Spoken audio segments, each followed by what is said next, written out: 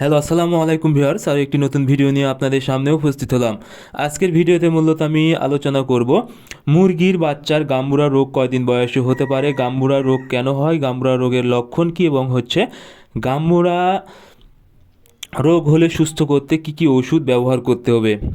আপনারা যারা মুরগির বাচ্চা বা মুরগি পালন করেন, এই মুরগির জন্য কিন্তু গাম্বুরা রোগটা অনেক মারাত্মক, কারণ গাম্বুরা রোগ হলে মুরগি একসাথে অনেকগুলো মারা যায়, বা এই গাম্বুরা রোগ থেকে যদি রানীক্ষেত রোগ হয় সেক্ষেত্রে কিন্তু মুরগি অনেকগুলো মারা যাবে।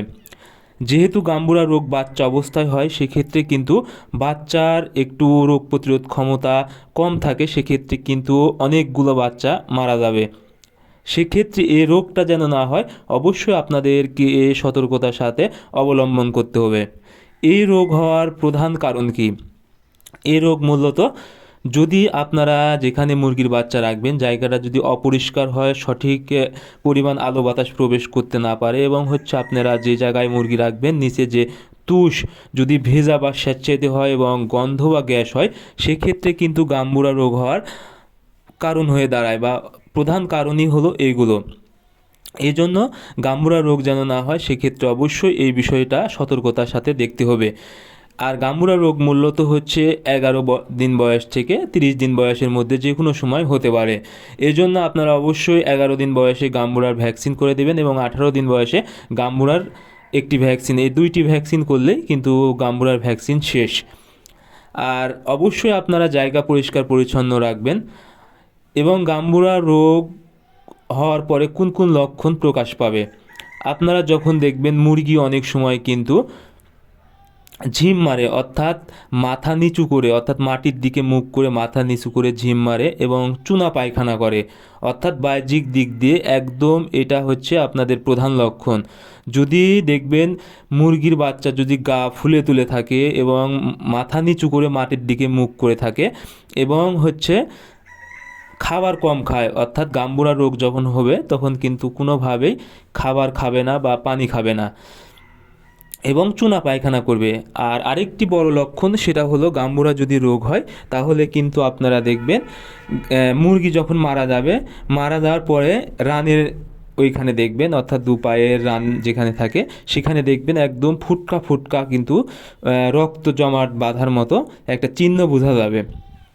এই লক্ষণটা দেখলে আপনাদেরকে বুঝতে হবে মুরগির গাম্বুরা রোগ হয়েছে। তো আপনারা আগেই বুঝতে পারবেন, কারণ মুরগি ঝিম মারবে, একদম মাটির দিকে মুখ গুজে থাকবে, অর্থাৎ মুখ একদম মাটির সাথে ঠেকিয়ে ঝিম মেরে থাকবে এবং চুনা পায়খানা করবে আর মুরগি মারা যাবে।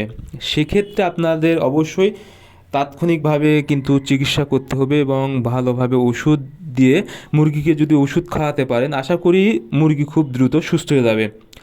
এখন ওষুধ হিসেবে আপনাদেরকে অবশ্যই কিন্তু এখন দেখতে হবে কি পরিমাণ মরতেছে মুরগি, অর্থাৎ প্রচণ্ড হারে যদি মুরগি মারা যায় সেক্ষেত্রে অবশ্যই আপনাদেরকে জেন্টামাইসিন ব্যবহার করতে হবে।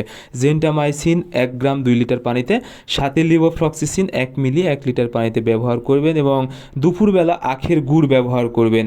এবং মুরগি যেন পানি খায় অবশ্যই সে বিষয়ে খেয়াল রাখতে হবে। প্রয়োজনে মুরগিকে আপনারা ধারাবেন, মুরগি যেন ক্লান্ত হয়ে যায় এবং পানি যেন খায়, তাহলে কিন্তু মুরগি সুস্থ হয়ে যাবে।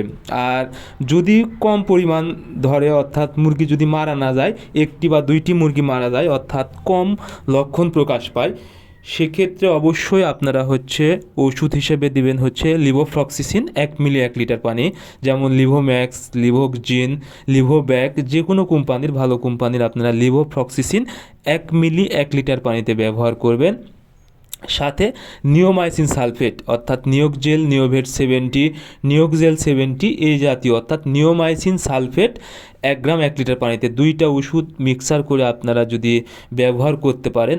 আর অবশ্যই দুপুরবেলা একবেলা আপনারা আখের গুড় ব্যবহার করবেন 20 গ্রাম 1 লিটার পানিতে। যদি এই 3টা ওষুধ আপনারা ব্যবহার করতে পারেন আশা করি আপনাদের মুরগি 2 থেকে 3 দিন যদি ব্যবহার করেন খুব দ্রুত সুস্থ হয়ে যাবে, এবং মুরগির মৃত্যু হার একদম কমে যাবে, বা মুরগি খুব দ্রুত সুস্থ হয়ে যাবে। এই জন্য আপনারা অবশ্যই মুরগিকে গাম্বুরার হাত থেকে রক্ষা করতে এই ওষুধগুলো ব্যবহার করবেন, এবং গাম্বুরা যেন না হয় সেক্ষেত্রে অবশ্যই গাম্বুরার ভ্যাকসিন ব্যবহার করবেন। আজকের ভিডিও এই পর্যন্তই। আপনারা আমাদের পরবর্তী ভিডিও পেতে অবশ্যই চ্যানেলটি সাবস্ক্রাইব করবেন।